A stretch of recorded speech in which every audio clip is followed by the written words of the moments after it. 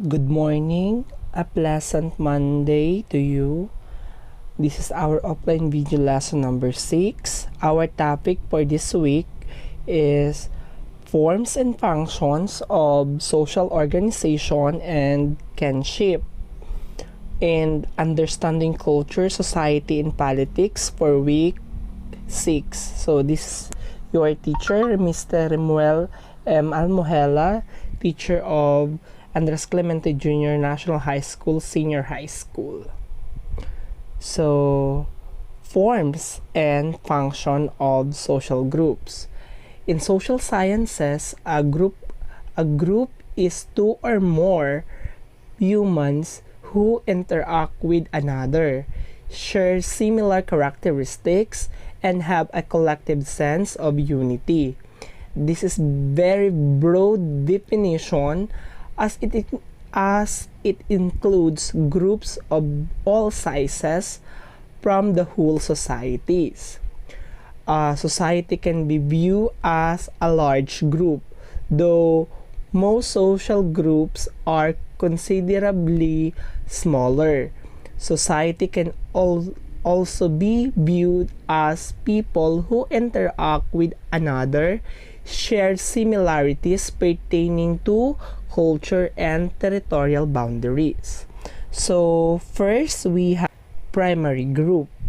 So typically a smaller social group whose members share close, personal, enduring relationships. According to the sociologists, distinguish between two types of groups upon their characteristics. Primary group is typically small social group. This group are marked by concerning by one another, share activity and culture, and long period of time spent together. And the goal of the primary groups is actually the relationship themselves rather than achieving some other purpose. Families and close friends are example of primary group. For their function, the primary group is a group in which one exchanges implicit time or items such love, caring, concern, support, etc. Example of this would be family groups, love relationship, crisis support groups, and church groups. Relationship formed in primary groups are often long-lasting and goals in themselves. They also are open to the psychological comforting to the individuals involved and provide a source of support and encouragement. Next is secondary group or secondary groups. This is large groups whose relationships are impersonal and goal-oriented. Their relationships are temporary. Unlike to the first groups, secondary groups are large groups whose relationships are impersonal and goal-oriented. People in a secondary group interact less personal level than primary groups, and their relationships are generally temporary rather than long-lasting. Some secondary groups may last for many years, though the most are short in time.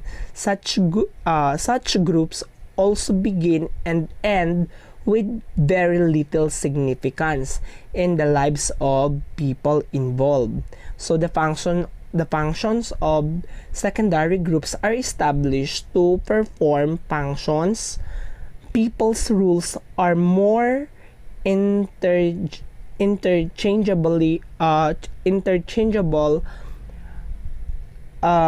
Secondary group is one you have chosen to be part of. They are based on interests and activities.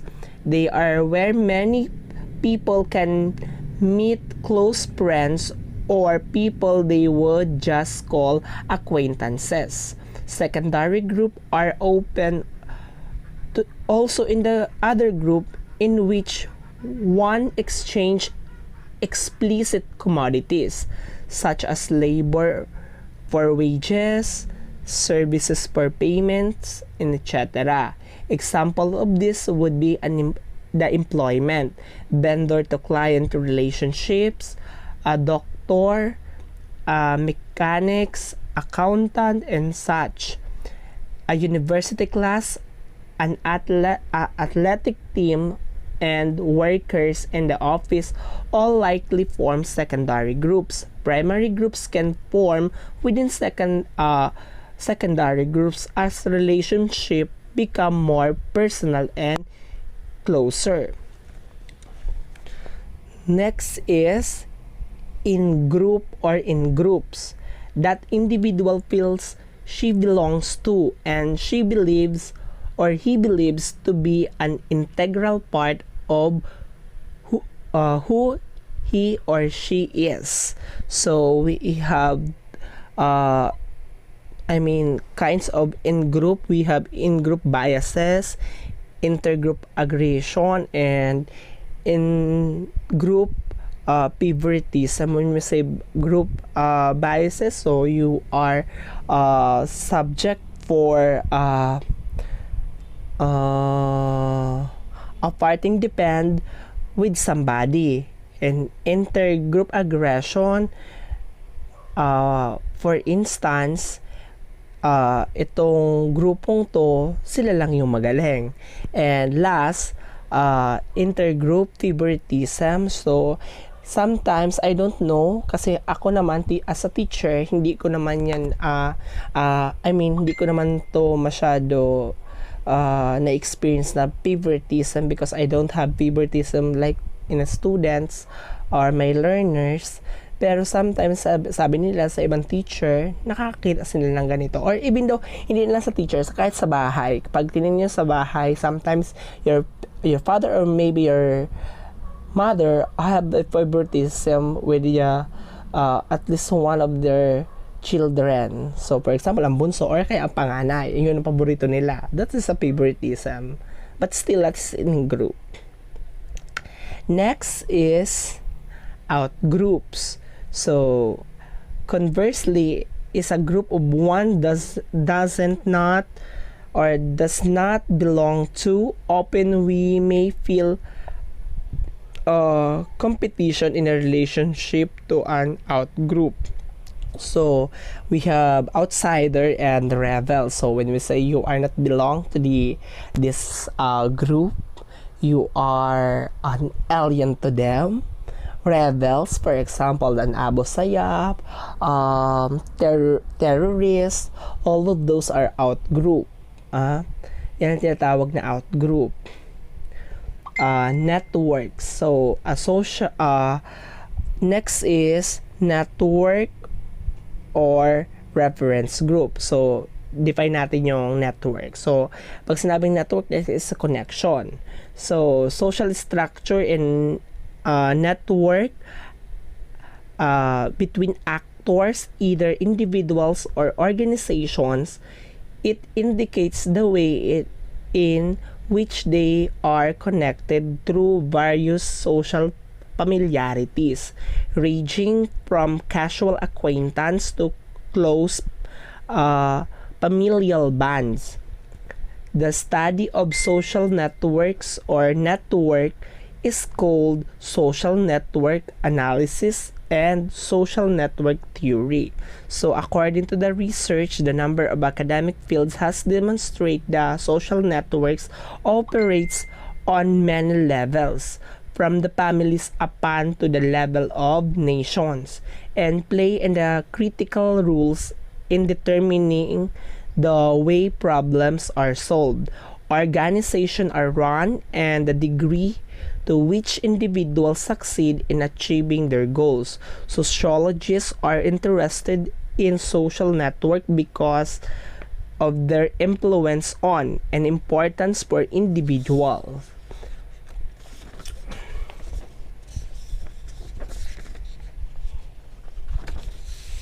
So next is the reference group. So, according to the sociologists, called many any groups that individual use standard for evaluating themselves and their own behavior as reference groups. So, reference groups used in order to evaluate and determine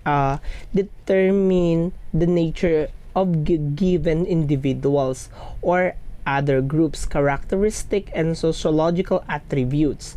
It is the group to which individuals relates as aspires to relate himself or herself psychologically. Reference group become the individual's frame of reference and source of ordering his or her experiences, perceptions, cognitions, and ideas of self.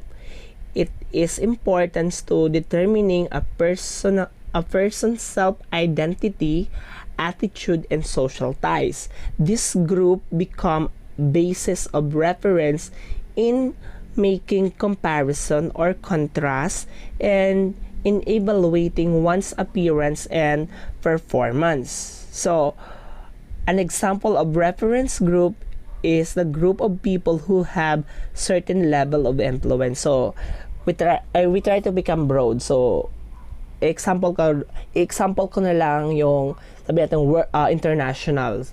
So, for example, an individual in US within an annual income of sabihin na natin mga $80,000 may be consider himself affluent if he compares himself to those in the middle of the income strata who earn rap of $32,000 a year. So, if however same person consider as relevant reference group to be those in the top of 0.1% of household in USA, those making $1.6 million or more, then the individual income of $80,000 would be make him or her seem rather poor. So that is the reference group. So next topic is kinship. So kinship involves social interaction and forms of social organization based on systems of culturally constructed of social relations expressed linguistically through the kin terms constitute kinship terminologies. So kinds of kinship, we have consanguinity and affinity. When we say consanguinity, your mother and father and you and your siblings, that is consanguinity. If you look the figures here,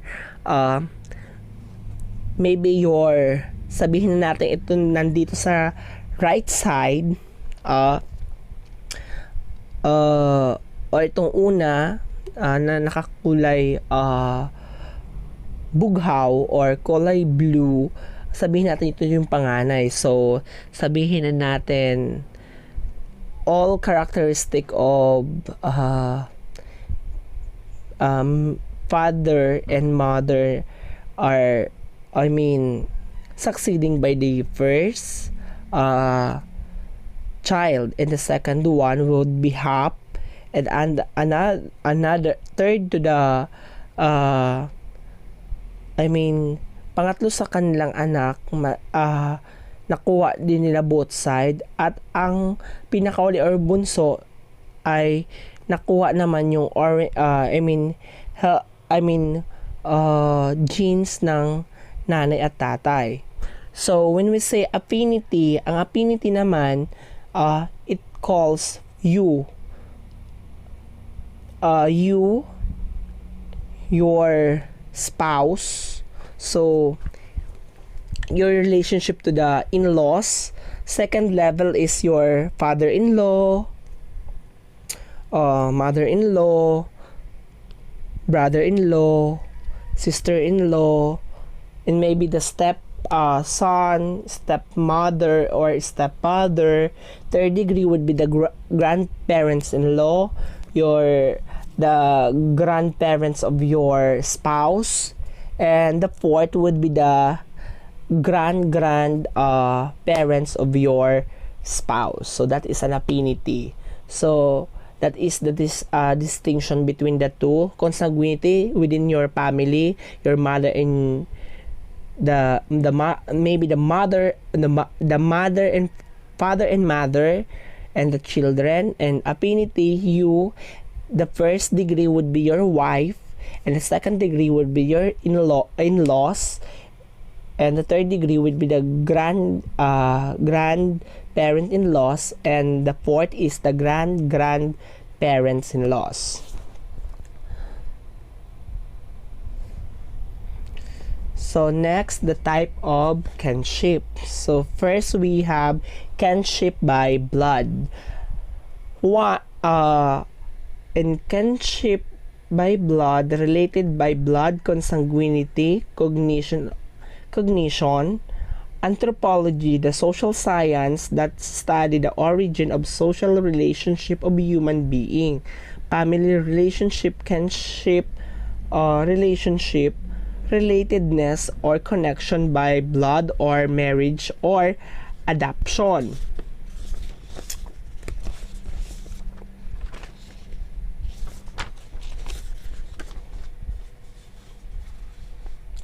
So we have unilineal descent and bilateral descent. So when we say unilineal descent, we have patrilineal or matrilineal. So that pag sinabing patrilineal, that is in the descent of your father, and when you say matrilineal, that is the descent of your mother. But when you say bilateral, that is both your mother or father.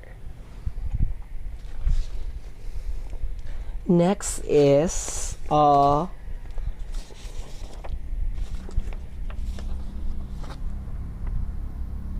kinship by marriage.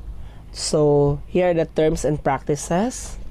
So first, kinship by marriage.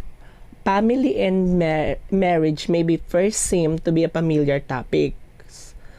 Families exist in all society and they are part of what makes us human. However, societies around the whole demonstrate tremendous variation in culture understanding of family and marriage. Idea about how people are related to each other. What kind of marriage would be ideal? When people should have children? Who should care for children? And many other family related matter deeper cross culturally. While the function of family is a fulfilled basic of human needs such as providing for child or children, defining parental rule, regulating sexuality, and passing priority and knowledge between generation. There are many variations or patterns of family life that can meet these needs. So first, we have endogamy. So when you say endogamy, it's also called in marriage. Custom enjoining one to marry within one's own group. The penalties for transgressing endogamous restriction have varied greatly among cultures and have ranged from death to mild approval. When marriage to an outside group is mandated, it refers to as exogamy, but endogamy have been common among instance and historical aristocracy, religious groups, ethnic groups, social class. Expectation of the caste endogamy persists in the parts of India and Indian diaspora. Although many claims that this is a form of caste discrimination, a practice made illegal in the middle of 20th century. So that is endogamy. Dito sa atin, kung pwede ba, maging example, sabihin natin sa religion, sabihin natin ang iglesia. So, ang iglesia, pwede ka lang pakasal sa kapwa mo iglesia. Or else, yung pakakasalan mo or yung gusto mo pakasal sa'yo, dapat ma-convert siya.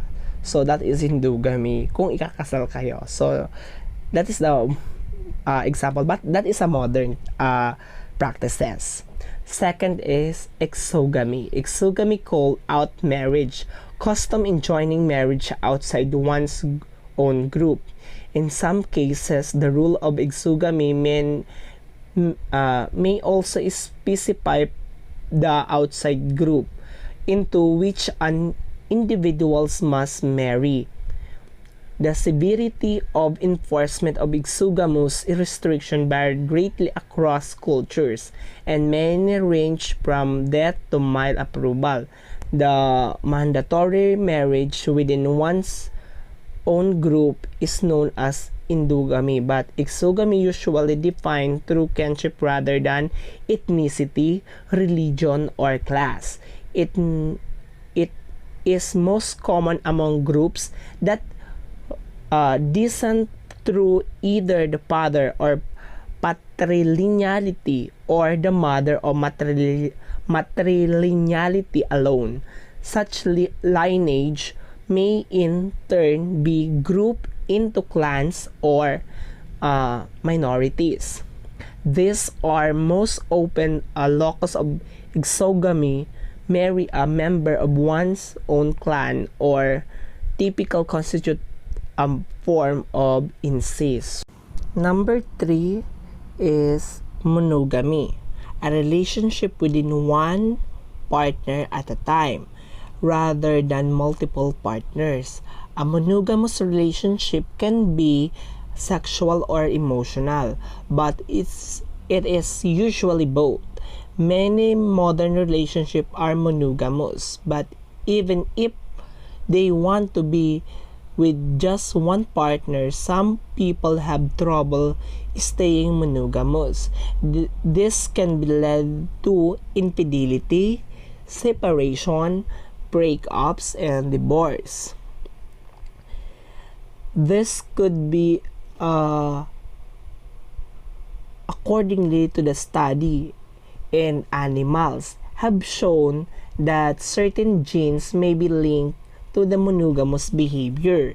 This could means humans have evolved to prepare monogamy, seeking out one partners with whom we share most of our lifetime. So, isa lang. Monogamy, ibig sabihin isa lang ang partner, only one partner at a time. Next is polygamy. Polygamy has two kinds. We have polygyny and polyandry. But first, I define polygamy. Marriage to more than one spouse at a time. Most typical forms of polygamy have been polygyny, in which co-wives shared a husband, or polyandry, in which husbands shared a wife. However, same-sex marriage may instigate new forms of polygamy. So when we say polygyny, referring to a man who have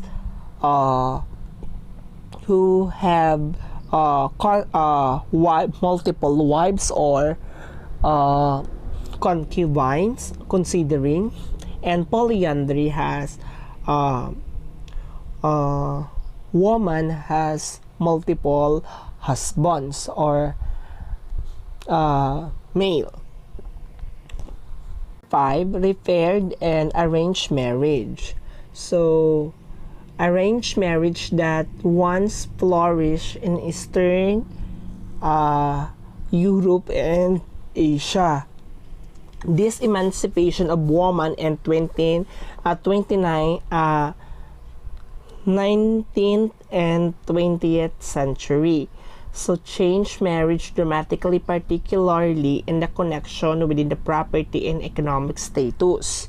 So particularly in connection with the property and economic status. By the mid 20th century, the most Western countries had enacted legislation establishing equality between spouses.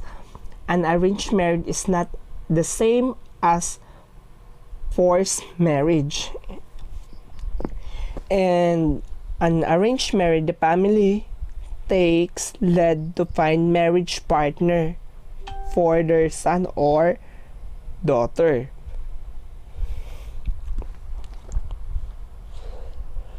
Excuse me. So we have child marriage. So bata pa lang, pinapakasal na. So ganun yon. I mean, that's arranged marriage also. Next is exchange marriage. This is for political motivation. For example, sabihin natin dito sa San Fernando, tapos sa San Jacinto. So, they have, sa example naman lang, halimbawa, dito kayong pamilya, ditong, excuse me, clan, or politician, at doon din meron, and then meron anak doon na lalaki, at dito meron din anak na babae, and then they have so-called exchange marriage. Next, modern arranged marriage. So typically, this is for business sometimes, like for the people who has a business empire with a connection. Next is PostMarital Residence rule. So patrilocal. We have patrilocal, matrilocal, bilocal, or nalocal. So first we define the postmarital residence.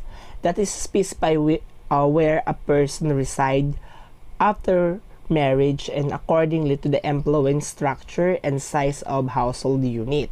So anthropologists have identified the several basic rules and related to the domestic forms. However, the adherence to the specific residence rules involves many complications and consequences, and a firm classification of particular societies' arrangement is something ambiguous. Accordingly to the form and dynamic of household must be understood in the terms of household flexibility idea versus actual arrangements and domestic cycle.